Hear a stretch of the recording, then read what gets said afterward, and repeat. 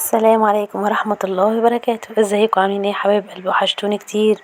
النهارده بقى جايه لكم وصفه الكفته السريعه. الكفته السريعه، ايوه الكفته السريعه. كان عندي اقل من نص كيلو لحمه، حبيت بيني وبينكم كده اكتره وازود الاكل تبقى اكلتين.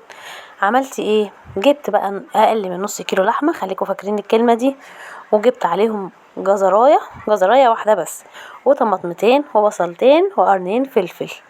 طيب وبعدين لو انت وصلتي معايا لحد هنا في الفيديو، صلي على النبي واشتركي في القناه عشان يوصلك كل جديد وعيلتنا تكبر وتتشرف بيكم.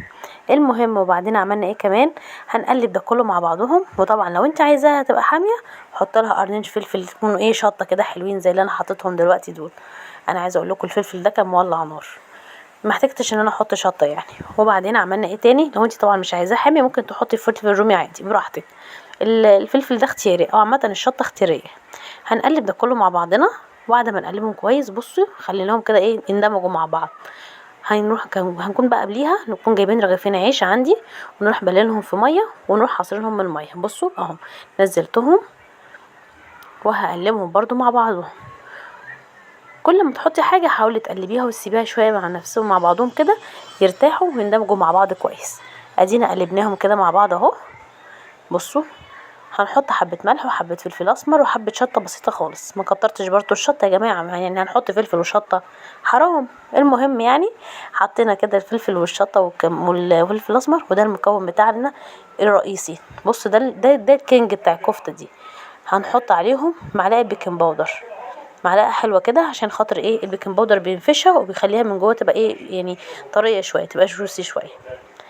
هنقلبهم كويس مع بعضنا اهم. ادي كده الكفته. يبقى تاني مع بعضنا هنقول حطينا عليهم ايه؟ حطينا بصلتين، طماطمتين، جزرايه، وقرنين فلفل، وهنحط عليهم حبه بقسماط عشان خاطر تمسكها من جوه، عشان الكفته بتاعتنا دايبه جدا وطريه. الاكله دي ممكن بقى طبعا تعملي جنبها حبه مكرونه، واحنا فعلا عملت مكرونه سباكيتي جنبها. كلكم اساتذه في المكرونه يعني مش محتاجين. هنقلبها، ونسيت احط لها مكعب ماجي، حطيت لها مكعب ماجي واحد بس عشان خاطر خدوا بالكم. وكمان يا ريت وانتوا بتعملوها تاخدوا بالكم من الملح. انا قلبتها كده كويس مع بعضها. يلا بقى لو انت بتتفرجي عليا اول مره، اشتركوا في القناه وفعلي الجرس عشان يوصلك كل جديد، وجربي الوصفه بتاعتي وقولي ايه رايك.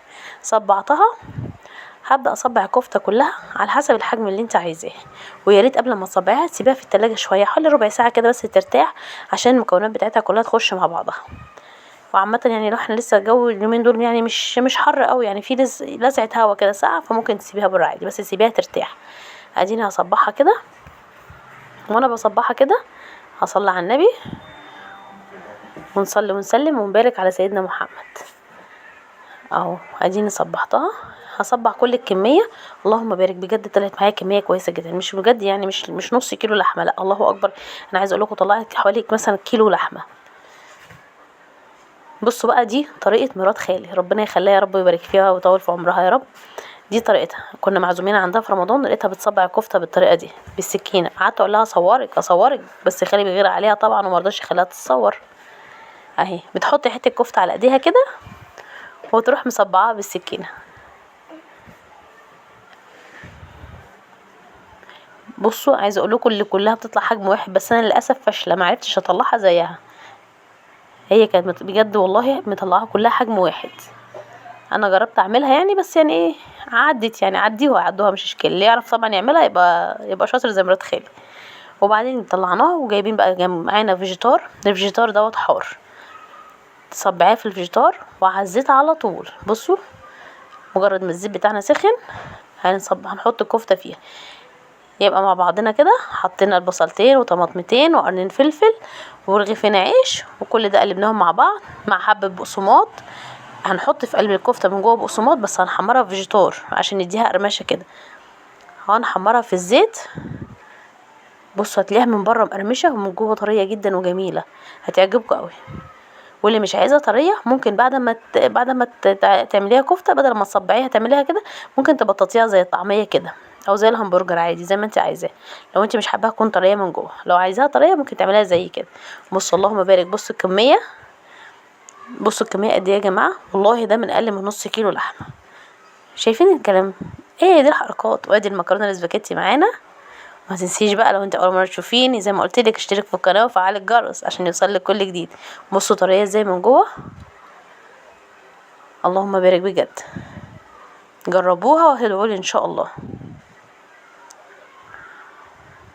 وادي الكفته بتاعتنا، كفته الرغيفين العيش.